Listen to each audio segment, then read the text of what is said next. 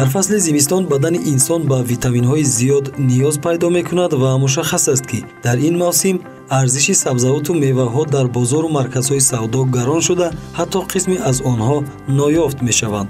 аз ин рӯ мувофиқ ба имконият захира кардани маҳсулоти кишоварзӣ дар шакли консерва беҳтарин роҳи бо витаминҳои зарурӣ таъмин намудани узвҳои бадан ба шумор меравад. корхонаҳои мавсимии истеҳсолӣ баробари оғози фасли сармо коркарди меваю сабзавот ва омода кардани шарбатҳоро ба анҷом мерасонанд, зеро дар айни замон кишоварзон ҳосили охирини ниҳоли шинонида ва донаи коштаашонро ҷамъоварӣ мекунанд. ҷамъияти дорои маҳсулоташ маҳдуди Шараф яке аз корхонаҳои мавсимии истеҳсолии ноҳияи Шаҳри Нав ба шумор меравад ки ҳамин шабу рӯз бо мақсади дар давраи тирамову зимистони солҳои 2020-2021 таъмин намудани аҳолии кишвар бо маҳсулоти кишоварзии консервашуда, бо помидору пиёзи анзур консерва ва бо дулона шарбат омода мекунад.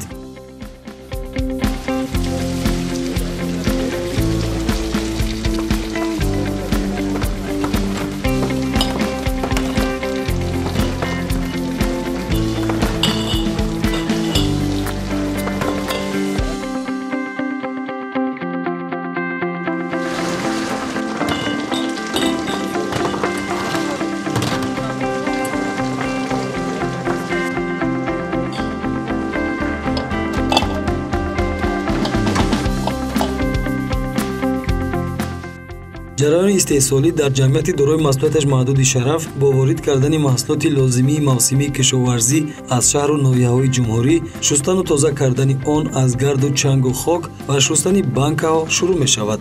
марҳилаи дуюми истеҳсолӣ дар зарфҳои шишагин ва ё банкаҳо ҷо кардани маҳсулоти мавҷуда ба шумор меравад ки барои анҷом додани ин амал то 20 нафар занону духтарони ҷавону кордон ба кори мавсимӣ ҷалб гардиданд.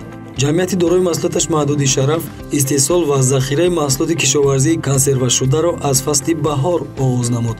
корхона фаъолияти худро дар мавсими ҷорӣ бо истеҳсоли шарбат аз меваҳои шафтолу, олу, олуча ва консервакунонии помидору бодиринг дар алоҳидагӣ ва омехта оғоз кард. ин коргоҳи истеҳсолӣ пиёзи анзурро аз водии Рашт, помидору бодиринг ва дигар маҳсулоти консервашавандаро аз шаҳрҳои Ҳисору Турсунзода ва ноҳияи Шаҳри Нав дастрас мекунад.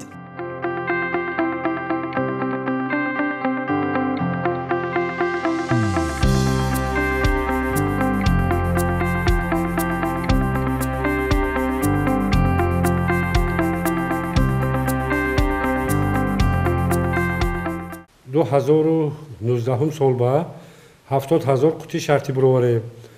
من این 2020 با قریبی 100,000 قوطی شرطی بروارده من تایور. مسئولیت شما استثمار که از اونی که زنها در خانه کنسرو تیار میکنن چی فرقیت دارد؟ فرقیتش همین که این کنسرو زود همه طرفه نگاه کرده میشود.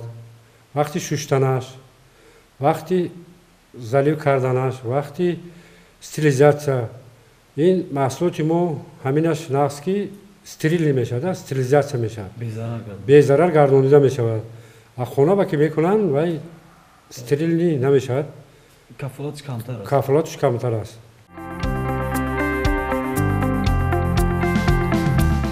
имрӯз дар баробари корхонаҳои мавсимии истеҳсоли шарбат ва консерваҳо соҳибхоназанҳо ҳам дар шароити хона маҳсулоти кишоварзиро дар намуди консерва ва шарбат омода ва барои зимистон захира мекунанд, вале мутахассисон бартарият ва бехатарии ин навъи маҳсулотро дар истеҳсолоти корхонаҳо мебинанд, зеро обе ки вориди банкаҳо мешавад гарму коркардшудаву безарар аст ва баъд аз маҳкам кардани сарпӯшҳо низ банкаҳо дар дегҳои тафсони дорои оби гарми ҳарораташ баланд дигарбора безарар гардонида мешавад. консерваҳое ки дар коргоҳҳои мавсимӣ истеҳсол карда мешавад ба талаботу қоидаҳои санитарӣ ва стандарти ҷорӣ ҷавобгӯ мебошад.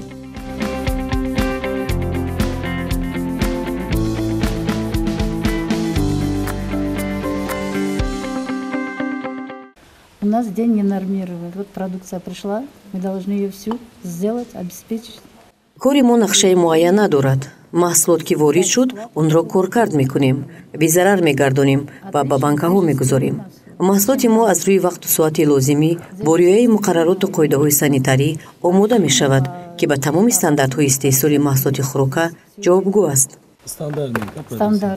Стандартная продукция.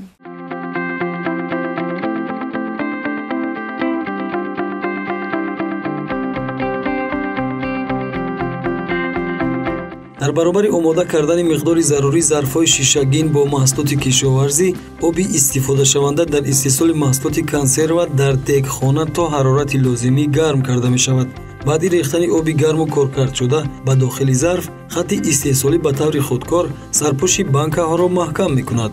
дар идомаи кор зарфҳои дорои маҳсулоти консервашуда дар дохили зарфҳои калонҳаҷм ҷо карда шуда дохили деги дорои оби ҳарораташ баланд ё буғ дақиқаҳои муайян гузошта мешавад.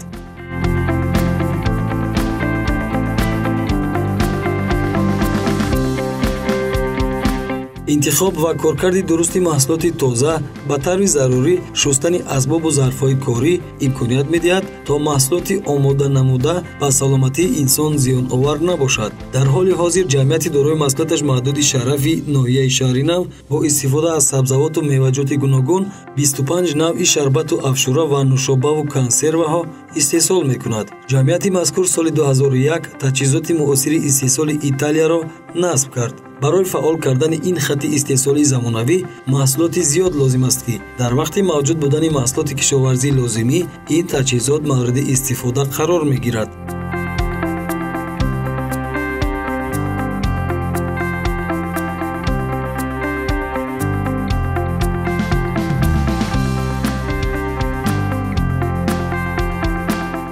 коргарони ин ҷамъияти истеҳсолӣ аз фасли баҳор то имрӯз наздики 100 000 қутии шартӣ маҳсулоти консервашуда шарбату афшураҳо истеҳсол ва захира карданд.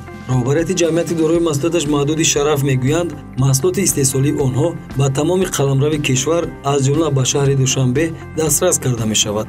вале вазъияти имрӯзаи ҷаҳонӣ бозори фурӯши ин навъи маҳсулотро ба мушкил рӯбарӯ кардааст, зеро тавре маълум аст шарбату нушоба ва консерваҳо дар аксар маврид дар ошхонаю тарабхона ва базму маъракаҳо истифода ва истеъмол мешавад ки мардум барои ҳифзи ҷону саломатии худ имрӯз ба чунин ҷойҳо кам мераванд. аз тарафи дигар вақте ҳар соҳибхоназан миқдори лозимии консерва ва нушобаҳоро барои оилаи худ омода мекунад, ҳоҷати харидории ин навъи маҳсулот аз бозору марказҳои савдо намемонад. ин омилҳо дар навбати худ боис ба он мегардад ки даромади корхонаҳои мавсимӣ коҳиш ёбад.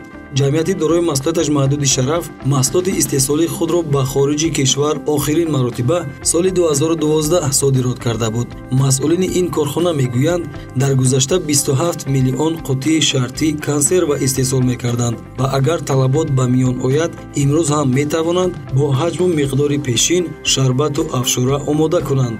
корхонаи консервабарории ноҳияи шаҳри нав соли 1956 ба фаъолият оғоз намуд ва соли 2000 ба ҷамъияти дорои маҳсулоташ маҳдуди шараф табдили ном кард.